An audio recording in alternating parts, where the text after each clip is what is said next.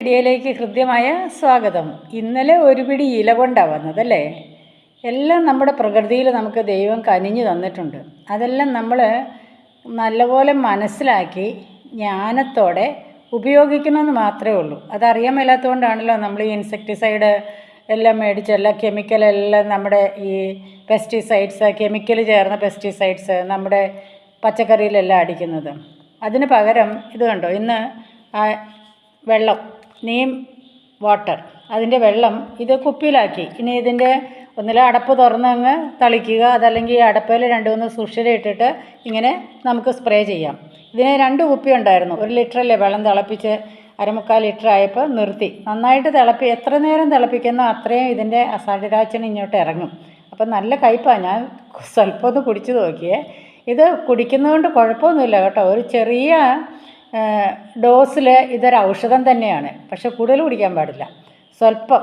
കാരണം ഞാൻ പറഞ്ഞല്ലോ, ഇത് അരച്ച് ചമ്മന്തിയായിട്ട് ഞങ്ങൾക്ക് തിന്നാനായിട്ട് ഞാനൊരു സ്റ്റുഡൻ്റ് ആയിരുന്ന സമയത്ത് എൻ്റെ ഹോസ്റ്റലിലെ സിസ്റ്റേഴ്സ് തരുമായിരുന്നു.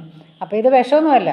അതുകൊണ്ട് ഈ വെള്ളം ഞാൻ ഇന്നിനി എൻ്റെ പാവലിന്, ഇന്ന് നല്ല വെയിലായിരുന്നു, അതുകൊണ്ട് ഇന്ന് രാവിലെ തന്നെ അതിനെല്ലാം കൊണ്ടുപോയി തളിച്ചു. പക്ഷേ വൈകുന്നേരം നോക്കിയപ്പോഴേ രാവിലെ കണ്ട ഇൻസെക്ട്സ് ഒന്നും അവിടെ ഇല്ല. വണ്ട്, അതുപോലെ ഇത് ചാഴി ഉണ്ടായിരുന്നു പയറിൽ, അതെല്ലാം വിട്ടുപോയി. അതുപോലെ പാവയ്ക്കായ്ക്കാണെങ്കിലും നന്നായിട്ട് ഇനി പ്രശ്നമില്ലാതെ വളർത്താം.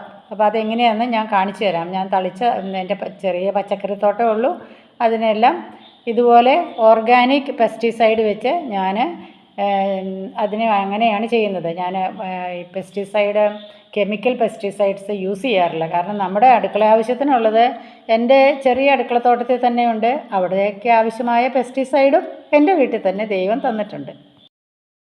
പയറയിലൊക്കെ കൊണ്ട് പൂവിട്ട് തുടങ്ങി. പൂവിൽ എന്തൊക്കെയോ ചെറിയ ഉറുമ്പൊക്കെ കയറിയിരിക്കുന്നുണ്ട്. പയറിന് പൂവുണ്ടോ? ഈ പൂവിൽ കയറിയിരിക്കുന്ന പ്രാണികളെയെല്ലാം നശിപ്പിക്കാനായിട്ട് നമ്മുടെ ഇത് തളിച്ചു കൊടുക്കുക. കൃഷിയാണ്. അബിയു ഉണ്ടോ? അബിയുവിൻ്റെ ആ നട്ടിരിക്കുന്ന കേസിനകത്ത് തന്നെ, ഈ ബോക്സിനകത്ത് തന്നെ ഞാൻ കൊണ്ടുപോയി എൻ്റെ ഈ പാവലിനെ കയറ്റി വിട്ടു.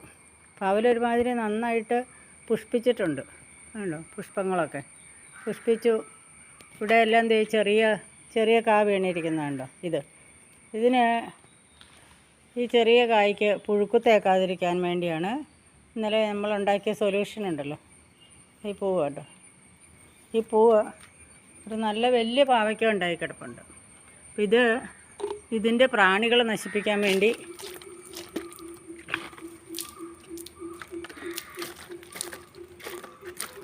തളിച്ചു കൊടുക്കുക.